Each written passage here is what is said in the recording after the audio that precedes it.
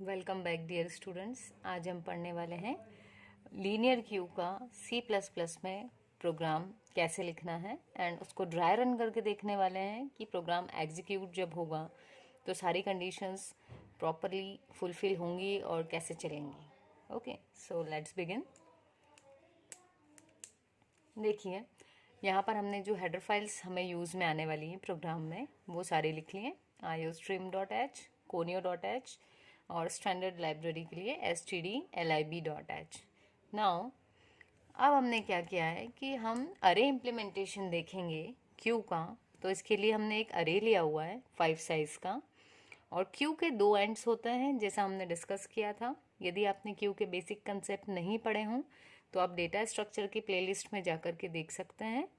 Linear Q पे 2 मैंने videos डाली हैं पहले, एक में उसका कंसेप्ट और इंसर्शन है और दूसरी वीडियो डिलीशन के ऊपर बनाई गई है। सो क्यू के 2 एंड्स होते हैं, फ्रंट और रियर, जो इनिशियली -1 होते हैं जब हमारी क्यू एम्प्टी होती है। तो इसलिए हमने इनको इनिशियलाइज किया है -1 से। ठीक, क्योंकि हम अपने क्यू की साइज को 5 लेने वाले हैं इसलिए हमने यहाँ पर एक साइज नाम का वेरिएबल भी लिया है और उसको वैल्यू दे दी है 5। और ये सारे जो हैं ये हमारे किसी भी फंक्शन से बाहर हैं, इसलिए ये किस टाइप के वेरिएबल्स हैं? Global variables. तो इनको जितने भी फंक्शंस हम आगे देखने वाले हैं अपने प्रोग्राम में वो सारे फंक्शंस इन वेरिएबल्स को यूज़ कर सकते हैं। ठीक है, तो देखिए हम अपना पहला फंक्शन जो कि है इंसर्शन। तो अगर अभी के केस में हम बात करें तो हमने कहा कि हमारा फ्रंट और रियर दोनों क्या है? -1।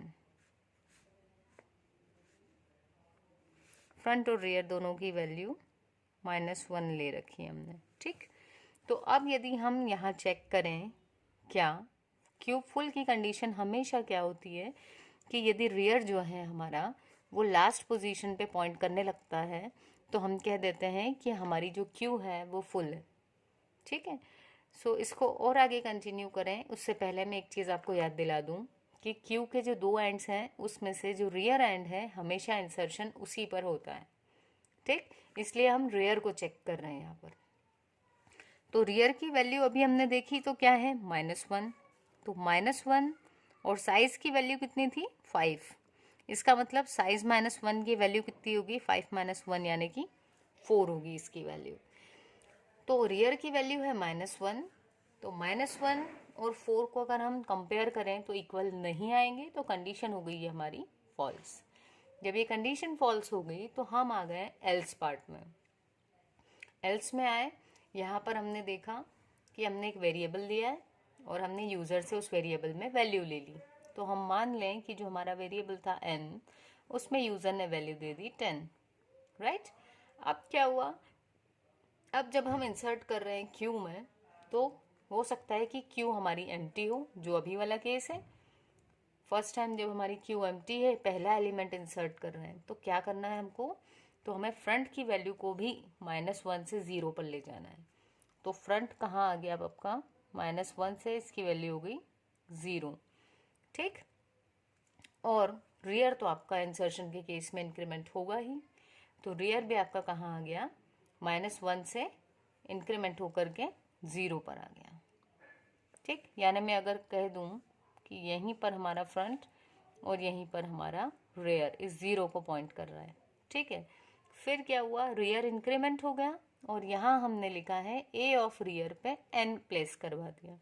मतलब ए ऑफ रियर की वैल्यू कितनी थी? 0। तो ए ऑफ 0 पर n यानी कि देखिए n में 10 थी वैल्यू, तो ये यहाँ पुट करवा दिया। ठीक, और हमने कंफर्मेशन के लिए एक मैसेज प्रिंट करवा दिया है कि एलिमेंट इंसर्टेड। फिर से अगर हम कॉल करें इंसर्ट फंक्शन को, देखें दूसरे केस में भी हमारी रियर की वैल्यू सही बढ़ रही है या नहीं, फंक्शन प्रॉपरली चल रहा है या नहीं। तो फिर यदि मैंने इंसर्शन को कॉल किया तो क्या होगा? अब फिर से इसने चेक किया कि भाई कहीं क्यू हमारी फुल तो नहीं है, क्योंकि अगर क्यू में सारे एलिमेंट्स पूरे भरे हुए हों, फुल हो क्यू, तो नया एलिमेंट मैं इंसर्ट करवा ही नहीं सकती हूँ। ठीक है, तो हमने वही चीज़ चेक की। अब रियर की वैल्यू कितनी थी? 0 और साइज -1 यानी 4 ही है ये, तो 0 और 4 को कंपेयर किया, क्या इक्वल थे? नहीं थे, तो हम कहाँ आ गए, एल्स पार्ट में। ठीक है, ये कंडीशन अगर ट्रू होती तो हम मैसेज दे देते क्यू इज फुल, लेकिन ये कंडीशन फॉल्स हो गई तो हम आ गए एल्स पार्ट में। ठीक, जब हम एल्स में आए तो यहाँ पर फिर से हमने क्या किया, जो अपना वेरिएबल था n, है ना, उस n वेरिएबल में दूसरी बार की बात कर रहे हैं हमने फिर यूज़र से कहा एंटर एलिमेंट, और यूज़र ने एलिमेंट दे दिया, मान लेते हैं 20। अब क्या हुआ, अब फिर से उसने चेक किया कि क्या फ्रंट की वैल्यू -1 है, क्या थी अभी, नहीं, फ्रंट की वैल्यू अभी 0 थी, तो ये कंडीशन फॉल्स हो गई। तो ये वाला आपको करना ही नहीं है एग्जीक्यूशन, हम कहाँ आ गए, सीधे से नेक्स्ट वाले स्टेटमेंट पे। और हम जानते हैं कि इंसर्शन में हर बार रियर 1 से इंक्रीमेंट होता है। ठीक है, तो रियर बढ़ा, रियर पहले 0 पर था, अब रियर आपका यहाँ से हट करके आ गया है 1 पर। ठीक, तो रियर 1 को पॉइंट करने लगा, तो नेक्स्ट स्टेप में हमने क्या किया, A of rear, A of rear पे हमने n की वैल्यू को स्टोर करवा दिया। तो देखें n में वैल्यू क्या थी अभी 20, और ए ऑफ रियर, रियर में क्या था 1, तो ए ऑफ 1 यानी कि फर्स्ट इंडेक्स पे वैल्यू क्या आ गई 20। अगेन हमने कंफर्मेशन दे दी कि आपका एलिमेंट जो है वो इंसर्ट हो चुका है। ठीक, थर्ड केस, बाय चांस मैंने फिर से इंसर्शन कॉल किया, फिर अगेन क्या होगा, रेयर की वैल्यू चेक हुई 1 थी, इस बार 1 और 4 इक्वल नहीं थे, तो हम आए एल्स पार्ट में, यूज़र से हमने वैल्यू ली, यूज़र ने वैल्यू दे दी 30 जब दे दी तो अब क्या हुआ, फिर से उसने फ्रंट को चेक किया, फ्रंट हमारा -1 नहीं है, फ्रंट हमारा 0 पर ही अभी भी, तो ये कंडीशन फॉल्स। लेकिन क्योंकि इंसर्शन है, रेयर में इंक्रीमेंट होगा, रेयर यहाँ से हट के आ गया सेकेंड इंडेक्स पे। अगेन ए ऑफ 2 पे हमको इंसर्शन करना है, तो ये देखिए ए ऑफ रेयर यानी ए ऑफ 2, इस पे जो n में वैल्यू थी वो स्टोर हो जाएगी, जो कि क्या है 30। फिर कंफर्मेशन दे दी, एलिमेंट इंसर्टेड, फिर से हमने इंसर्शन कॉल किया। क्यों कर रही हूँ मैं इतना, ताकि हम ये जो आपकी क्यू फुल की कंडीशन है ये भी देख पाएँ बेटा। ठीक है, तो इंसर्शन फिर कॉल किया, फिर क्या हुआ, अब रियर की वैल्यू 2 थी, 2 और 4 अभी भी इक्वल नहीं है, यानी अभी भी स्पेस अवेलेबल है हमारे पास, और स्पेस अवेलेबल है तो हम एल्स में आए, यहाँ हमने यूज़र से n में वैल्यू ले ली, फिर फ्रंट चेक किया, नहीं फ्रंट -1 नहीं था, रेयर इंक्रीमेंट किया, रेयर आ गया 3 पर, ए ऑफ रेयर में यानी ए ऑफ 3 में n की वैल्यू 40 हमने स्टोर करवा दी, मैसेज दे दिया एलिमेंट इंसर्टेड।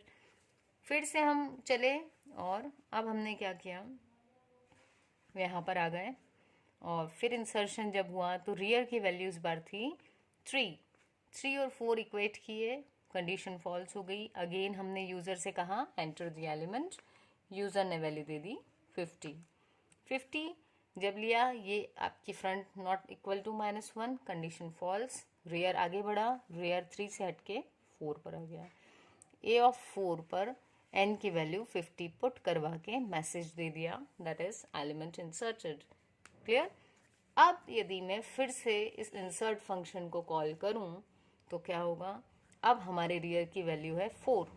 ठीक, ये देखो रियर की वैल्यू आ गई 4, और साइज -1 भी है 4, क्योंकि साइज की वैल्यू कितनी थी 5, साइज -1 लिखा है, यानी 5 - 1 दैट इज 4, तो 4 और 4 इक्वल निकले, कंडीशन ट्रू हो गई, तो यहाँ मैसेज आ जाएगा कि क्यू फुल है भैया, नो मोर इंसर्शन।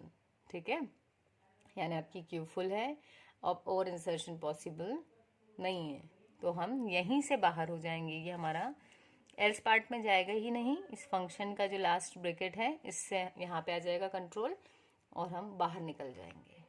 ठीक है, तो ये था हमारा इंसर्शन। अब देखें हम आगे डिलीशन। तो डिलीशन के केस में यदि हम देखें और अपनी क्यू अपन ने यदि यही ले ली, मान लो, या हम छोटी क्यू ले लेते हैं एक 5 साइज, थोड़ा वीडियो लेंदी हो जाएगा अदरवाइज।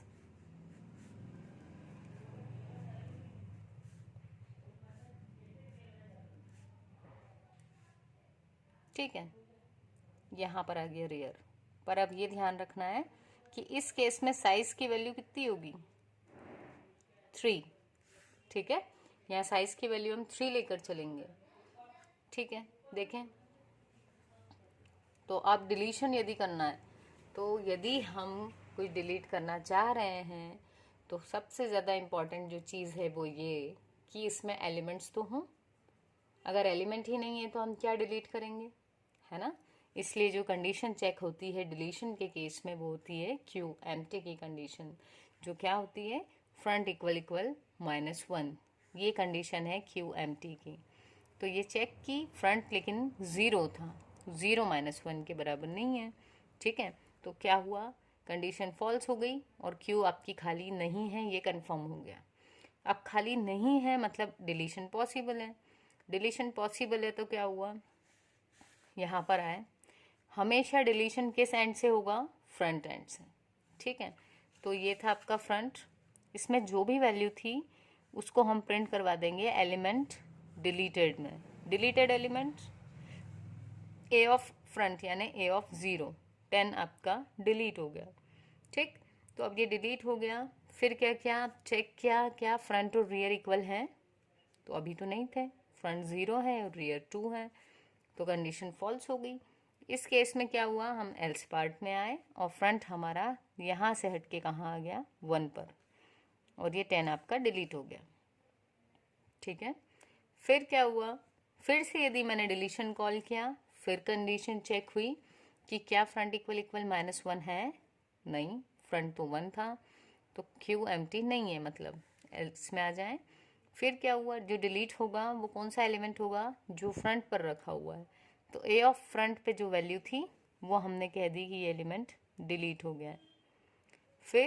फिर चेक किया फ्रंट और रियर इक्वल हैं, नहीं थे, दोनों अलग अलग हैं, फ्रंट 1 है और रियर 2 है, तो एल्स में आ गए। फ्रंट अगेन इंक्रीमेंट होकर के कहाँ आ गया, 2 पर। अब यदि मैं, और ये 20 भी डिलीट हो गया, ठीक। अब यदि मैंने फिर से डिलीशन को कॉल किया तो अभी क्या हुआ, फिर चेक किया, कंडीशन फॉल्स, एल्स में आए, फ्रंट वाली वैल्यू जो थी कौन सी है, फ्रंट वाली 30, तो उसको प्रिंट करवा दिया, डिलीटेड एलिमेंट 30। अब चेक किया कि क्या फ्रंट और रियर इक्वल हैं, तो ये देखिए फ्रंट और रियर दोनों एक ही लोकेशन पे पॉइंट कर रहे हैं, तो क्या हुआ, ये कंडीशन हो गई हमारी ट्रू। तो जैसे ही कंडीशन ट्रू हुई तो क्या होगा, हम इस वाले पार्ट में आएंगे, और यदि कंडीशन ट्रू हो गई, 30 प्रिंट भी हो गया, अब इसको डिलीट करना है, तो इसके डिलीट हो जाने के बाद क्या होगा, क्यू आपकी खाली हो जाएगी, और यदि क्यू खाली हो गई तो इसका मतलब है कि फ्रंट और रियर दोनों क्या सेट होना चाहिए, अब अगेन -1। तो इसलिए यहाँ क्या लिखा हुआ है, front equals to rear equals to -1। ये किस केस में होगा, ये सिर्फ तब होगा जब फ्रंट और रियर इक्वल हैं, ठीक है। और पूरी क्यू में ये चीज़ कहीं भी किसी भी लोकेशन पर पॉसिबल है कि आपका फ्रंट और रियर इक्वल हो, ठीक है। तो ये था। अब देखिए ये भी डिलीट हो गई, फ्रंट और रियर कहाँ पर आ गए आपके, -1 पर। इसका मतलब है कि आपकी क्यू क्या हो गई, एम्प्टी। अब यदि मैं एम्प्टी क्यू को मैं भी कुछ डिलीट करने की कोशिश करूं तो क्या होगा, यहाँ आते बराबर वो चेक कर लेगा कि क्या फ्रंट की वैल्यू -1 है, एंड यस इस केस में है, तो वो डायरेक्ट मैसेज दे देगा कि भैया क्यू एम्प्टी है, ठीक है। और जैसे ही मैसेज आया क्यू एम्प्टी, तो फिर ये वाला पार्ट पूरा स्किप होकर के हम डायरेक्ट कहाँ आ जाएंगे, फंक्शन से बाहर। क्लियर। देखें अब नेक्स्ट हमारा शो, नेक्स्ट फंक्शन है डिस्प्ले करवाना है आपको क्यू के एलिमेंट्स, तो क्या करेंगे हम, तो अगेन जब आपको डिस्प्ले करवाना है तो हमें सबसे पहले चेक करना है कि क्यू में डिस्प्ले करवाने के लिए एलिमेंट्स होना ज़रूरी है, और यदि एलिमेंट्स होना ज़रूरी है इसका मतलब क्यू आपकी खाली नहीं होना चाहिए, ठीक है। तो क्यू खाली नहीं होना चाहिए तो हम यही चेक कर लें कि क्यू खाली है तो नहीं। तो क्यू खाली की कंडीशन क्या है, फ्रंट इक्वल इक्वल -1। यदि है तो हम डायरेक्ट मैसेज दे दें, जैसे इस वाले केस में, ठीक है। यहाँ हमने सारे एलिमेंट्स डिलीट कर दिए थे और फ्रंट और रियर -1 पर सेट हो गया था, ठीक है। फ्रंट और रियर -1 था, इसका मतलब था कि क्यू हमारी एम्प्टी है, तो हम डायरेक्ट यहाँ मैसेज दे देंगे क्यू एम्प्टी और बाहर आ जाएंगे। बट मान लें यदि कि दूसरा वाला केस है, यानी ये वाला जहाँ फ्रंट ये रहा और आपका रियर में यहाँ लिख देती हूँ, रियर ये रहा 4th लोकेशन। तो अब क्या होगा, ऐसे केस में हमको एलिमेंट्स प्रिंट करवाने, तो एलिमेंट्स हमेशा कहाँ से कहाँ प्रिंट होंगे, फ्रंट से लेकर के रियर तक।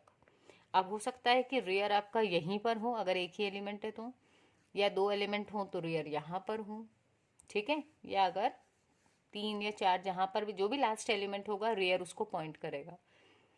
और इस केस में आपकी क्यू फुल थी तो रियर आपका एकदम लास्ट पोजीशन पे है। इसलिए हमने जो फॉर लूप है उसको चलाया है आई इक्वल्स टू फ्रंट से लेकर के I less than equals to rear तक। तो फ्रंट की वैल्यू है 0 और रियर की वैल्यू है 4। तो ये वाला लूप आपका 0 से 4 तक चलेगा, मतलब 5 टाइम्स। तो ये पांचों एलिमेंट्स हमारे प्रिंट हो जाएंगे, ठीक है। तो ये थे हमारे फंक्शंस जिसको हमने क्या किया है, ड्राई रन करके देखा। आई होप आपको समझ में आया होगा ड्राई रन भी। एंड यदि आपको समझ में आया है तो वीडियो को लाइक करें एंड चैनल को सब्सक्राइब करें। और यदि कमेंट सेक्शन में आप बताएंगे कि हाँ मैम हमें समझ में आया है तो मुझे काफ़ी अच्छा लगेगा। Thank you.